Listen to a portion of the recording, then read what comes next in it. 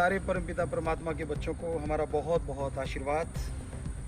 आप सबसे एक प्रार्थना है कि हम उस परमपिता परमात्मा से प्रार्थना करने जा रहे हैं, तो आप सब लोग भी प्रार्थना सुन के हमारे साथ साथ दोहराना।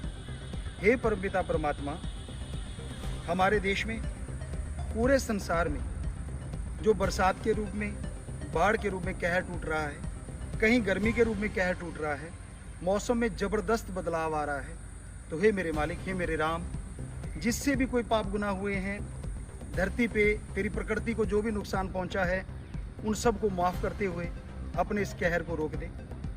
बच्चों की रक्षा कर, तू रक्षक है, तू दया का सागर है, कृपा कर।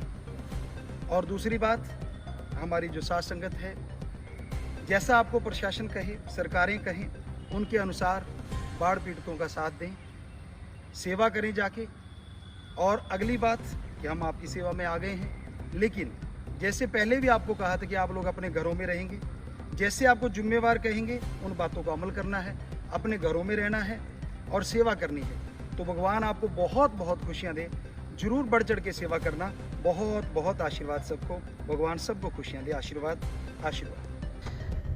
तो डेरा सच्चा सौदा की जो टीम है, शास्त्रनाम जी ग्रीननेस वेलफेयर फोर्स विंग और डेरा सच्चा सौदा के जो नए सेवादार हैं, हमें यहाँ के जो अमरपाल खेड़ी गांव के जो सरपंच हैं, यहाँ के जो जिम्मेवार लोग थे, उन्होंने संपर्क किया कि यहाँ पर कुछ काफ़ी ज़्यादा रिस्क है। तो जैसा कि आप ये देख रहे हो, ये जो एरिया हमारा एरिया है, इस एरिया में जो पानी था वो बिल्कुल डोले को टच कर रहा था और ये थोड़ा सा यहाँ से आगे जाकर थोड़ा सा कटाव भी, जहाँ से पानी का रिसाव हो रहा था। तो हमें जैसे बताया, तो कल सुबह हम लोग लगभग 150 से लेकर 250 के बीच सेवादार जो थे, पूरी टीम ही लेकर यहाँ पर आए और यहाँ से लगातार काम किया और अब ये काम लगभग फाइनलाइज होने जा रहा है। यहाँ पर जो पानी का कटाव था वो रोक दिया गया है और जो एक रिस्क वाला जो काम चल रहा था, उससे हम जो डोला है वो लगभग 5-6 फुट ऊपर तक ले आए हैं। जैसे ही यहाँ से हमें प्रशासन क्लियर करेगा कि ठीक है, अब यहाँ का काम अच्छा हो चुका है, उसके बाद ही हम यहाँ पर करेंगे, यहाँ से हम रवाना होंगे। और वैसे भी जब भी हमें कोई प्राकृतिक आपदा में या कोई जहाँ पर एक बुराई चल रही होती है, वहाँ पर जब हमें कोई ड्यूटी दी जाती है, तो हम लोग वहाँ पर पहुँचकर जब तक वो काम पूरा नहीं होता, जब तक हमें हमारे जो जिम्मेवार हैं वहाँ से हमें क्लियरेंस नहीं मिलती, तब तक हम कभी भी कोई काम छोड़ते नहीं हैं। आदेश थे ये? और ये जो हमने काम शुरू किया, जैसे ही 2 दिन पहले हमारे पूज्य गुरु संत डॉक्टर गुरमीत राम रहीम सिंह जी इंसा पैरोल पर आए, आते ही उन्होंने तुरंत वहाँ से लाइव होते ही उन्होंने आदेश दिया कि जो भी डेरा सच्चा सौदा के सेवादार हैं, शास्त्रनाम जी ग्रीननेस वेलफेयर के जो सेवादार हैं, वो सभी तुरंत प्रशासन के साथ सहयोग करें। जहाँ पर प्रशासन आपको कहता है वहाँ पर पूरा आपने काम करना है और जहाँ पर आपको भी लगता है कि यहाँ पर कुछ रिस्क का काम है, तो आप वहाँ पर जाकर प्रशासन को सूचित करके, जैसे भी एक प्रक्रिया होती है, प्रशासनिक प्रक्रिया होती है, उस प्रक्रिया को पूरा करने के बाद आप वहाँ पर अपना सेवा कार्य में जुटें। तो तुरंत जैसे ही परसों शाम को उन्होंने कहा, हम कल सुबह से ही यहाँ से इस सेवा के लिए जुट गए हैं।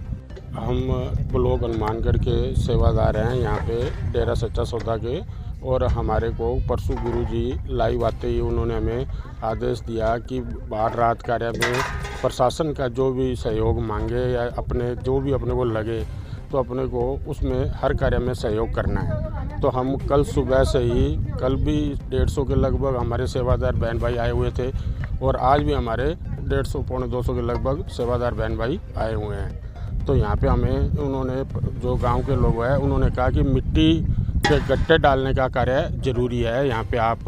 तो हमें उन्होंने जो आदेश दिया सरपंच साहब ने या गांव के मौजूद लोगों ने, हम वो काम करने को तैयार हैं।